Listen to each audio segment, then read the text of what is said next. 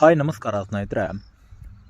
Clerk ಮತ್ತು data entry operator ಹುದ್ದೆಗಳಿಗಾಗಿ ನೇಮಕಾತಿ ಮಾಡುವುದಾಗಿ ಭಾರತ ಸರ್ಕಾರದ ವತಿಯಿಂದ ಅಧಿಸೂಚನೆ ಬಿಡುಗಡೆ ಮಾಡಲಾಗಿದೆ. ಈ ಒಂದು ಹುದ್ದೆಗಳಿಗೆ ಸಂಬಂಧಪಟ್ಟಿರುವ ಹಾಗೆ ಕಂಪ್ಲೀಟ್ ಆಗಿರುವಂತಹ ಮಾಹಿತಿಯನ್ನು ನಾನು ನಿಮಗೆ ಈ ಒಂದು ವಿಡಿಯೋದಲ್ಲಿ ತಿಳಿಸ್ಕೊಡ್ತೇನೆ.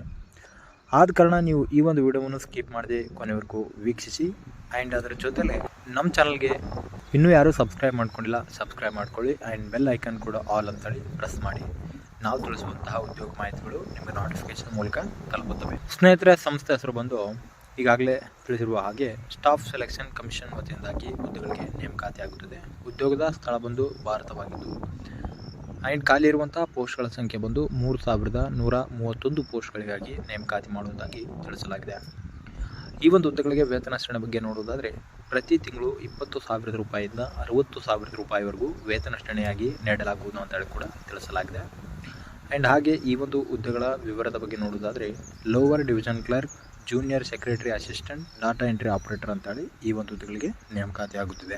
ಇನ್ನು ಸ್ನೇಹಿತರೆ, ಈ ಒಂದು ಹುದ್ದೆಗಳ ವಯಸ್ಸು ಮಿತಿ ಬಂದು ಕನಿಷ್ಠ 18 ವರ್ಷನ ಪೂರ್ಣಗೊಳಿಸಿರಬೇಕು ಆ್ಯಂಡ್ 27 ವರ್ಷನ ಮೀರಿರಬಾರ್ದು ಅಂತೇಳಿ ಕೂಡ ತಿಳಿಸಲಾಗಿದೆ. ಹಾಗೆ ವಯೋಮಿತಿ ಸಡಿಲಿಕೆ SC ST ಅಭ್ಯರ್ಥಿಗಳಿಗೆ 5 ವರ್ಷ ಮತ್ತು OBC ವರ್ಗದ ಅಭ್ಯರ್ಥಿಗಳಿಗೆ 3 ವರ್ಷನ ವಯೋಮಿತಿ ಸಡಿಲಿಕೆಯಾಗಿ ಕೂಡ ನಿಗದಿಪಡಿಸಲಾಗಿದೆ. ಇನ್ನು ಈ ಒಂದು ಹುದ್ದೆಗಳಿಗೆ ಅಗತ್ಯವಿರುವಂತಹ ವಿದ್ಯಾರ್ಹತೆ ಬಗ್ಗೆ ನೋಡುವುದಾದರೆ ಯಾವುದೇ ಮಾನ್ಯತೆ ಪಡೆದ ವಿದ್ಯಾಸಂಸ್ಥೆ ವತಿಯಿಂದ ಅಭ್ಯರ್ಥಿಗಳು PUCನ ಪೂರ್ಣಗೊಳಿಸಿದಲ್ಲಿ ಅರ್ಜಿನ ಸಲ್ಲಿಸಲು ಎಲಿಜಿಬಲ್ ಇರ್ತೀರಾ. ಹಾಗೆ ಮುಖ್ಯವಾಗಿ ಈ ಒಂದು ಹುದ್ದೆಗಳ ಆಯ್ಕೆ ವಿಧಾನ ಒಂದು ಮೊದಲಿಗೆ ಅಭ್ಯರ್ಥಿಗಳಿಗೆ ಕಂಪ್ಯೂಟರ್ ಆಧಾರಿತ ಪರೀಕ್ಷೆ ಮಾಡ್ತಾರೆ. ಅದಾದ ನಂತರ skill test and typing test ಮೂಲಕ ಆಯ್ಕೆ ಮಾಡಿಕೊಳ್ಳಲಾಗುವುದು ಅಂತೇಳಿ ಕೂಡ ತಿಳಿಸಲಾಗಿದೆ.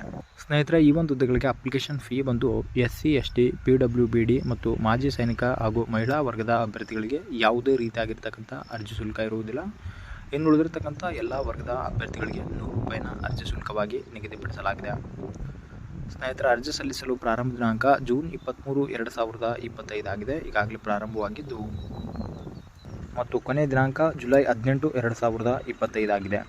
ಈ ಒಂದು ಹುದ್ದೆಗಳಿಗೆ ಅರ್ಜಿ ಸಲ್ಲಿಸುವಂತಹ ಲಿಂಕನ್ನು ನಾನು ಕೆಳಗಡೆ ಡಿಸ್ಕ್ರಿಪ್ಷನಲ್ಲಿ ಕೊಟ್ಟಿರುತ್ತೇನೆ. ಆ ಒಂದು ಲಿಂಕ್ ಮುಖಾಂತರ ನೀವು ಅರ್ಜಿನ ಸಲ್ಲಿಸಬಹುದಾಗಿದೆ.